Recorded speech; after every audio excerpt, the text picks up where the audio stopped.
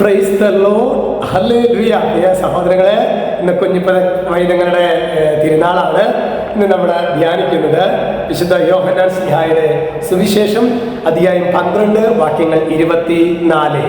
സത്യം സത്യമായി ഞാൻ നിങ്ങളോട് പറയുന്നു, ഗോതമ്പ് മണി നിലത്ത് വീണ് അഴിയുന്നില്ലെങ്കിൽ അത് അതേപടിയിരിക്കും, അഴിയുന്നെങ്കിലോ അത് വളരെ ഫലം പുറപ്പെടുവിക്കുന്നു. നമുക്കറിയാം, സ്വന്തം പേരോ വാക്കോ ലോകത്തോട് പറയുന്നതിന് മുൻപ് ഈശോയ്ക്ക് വേണ്ടി കൊല്ലപ്പെട്ട മക്കളാണ് ഒരുപക്ഷെ ആദ്യത്തെ രക്തസാക്ഷികളാണ് ഈ കുഞ്ഞുങ്ങൾ. അതുകൊണ്ടാണ് ഡിസംബർ മാസം 28-ാം തീയതി കുഞ്ഞിപ്പൈതങ്ങളുടെ തിരുനാളായിട്ട് നാം ആചരിക്കുന്നത്.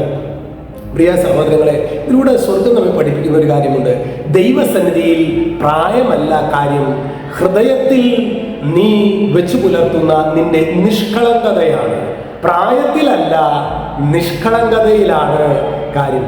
ഇന്ന് പ്രിയ സഹോദരങ്ങളെ, നമ്മുടെ ഈ ഒരു കുഞ്ഞിപ്പൈതങ്ങളുടെ തിരുനാൾ ദിനത്തിലെ നമ്മൾ തീർച്ചയായിട്ടും നമ്മുടെ കുട്ടികൾക്ക് വേണ്ടി, വീട്ടിലെ കുട്ടികൾക്ക് വേണ്ടി നമ്മൾ പ്രാർത്ഥിക്കുന്നുണ്ട്. കുഞ്ഞുങ്ങളെ പ്രത്യേകം ഓർത്ത് പ്രാർത്ഥിക്കുന്ന ദിനമാണ്. അതിനേക്കാൾ ഉപരിയായിട്ട് ഈ കുഞ്ഞുങ്ങളിലുള്ള ഈ നിഷ്കളങ്കതയുടെ മനോഭാവം ഓരോ വർഷം കഴിയും തോറും എത്രമാത്രം എന്നിൽ അന്യം നിന്ന് പോയിട്ടുണ്ട് എന്ന് നമുക്ക് ആത്മശോധന ചെയ്യാം. രണ്ടാമത്തെ കാര്യം, കുഞ്ഞുങ്ങളുടെ അവകാശം. നമുക്കറിയാം, ഈ ഒരു കാലഘട്ടത്തിൽ നമ്മുടെ അവകാശങ്ങളെ കുറിച്ചിട്ടൊക്കെ എത്രയോ ബോധവാന്മാരാണ്. എന്നാൽ ഈ ഗർഭസ്ഥ ശിശുക്കളുടെ അവകാശങ്ങളെ കുറിച്ചൊക്കെ ഒന്ന് സംസാരിക്കാൻ ആരെങ്കിലും ഉണ്ടോ?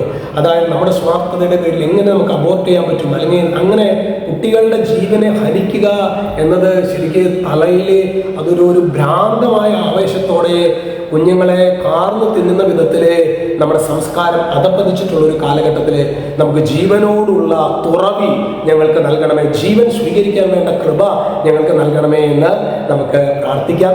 ഗർഭസ്ഥ ശിശുക്കൾക്ക് വേണ്ടി ഇന്നത്തെ ദിനത്തിൽ പ്രത്യേകമായിട്ട് ഏതെങ്കിലുമൊക്കെ പാരൻസ് അബോർഷൻ ചെയ്യാം എന്നൊക്കെ തീരുമാനിച്ച് ഉറച്ചു നിൽക്കുന്നുണ്ടെങ്കിൽ നമുക്ക് അവർക്ക് വേണ്ടി പ്രത്യേകമായിട്ട് പ്രാർത്ഥിക്കാം. ജീവൻ അമൂല്യമാണ്. ഇത് സ്വർഗം നമുക്ക് നൽകുന്നതാണ്.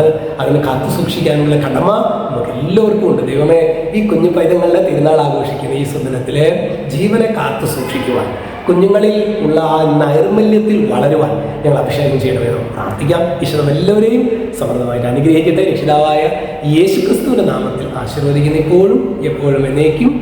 ആമേൻ.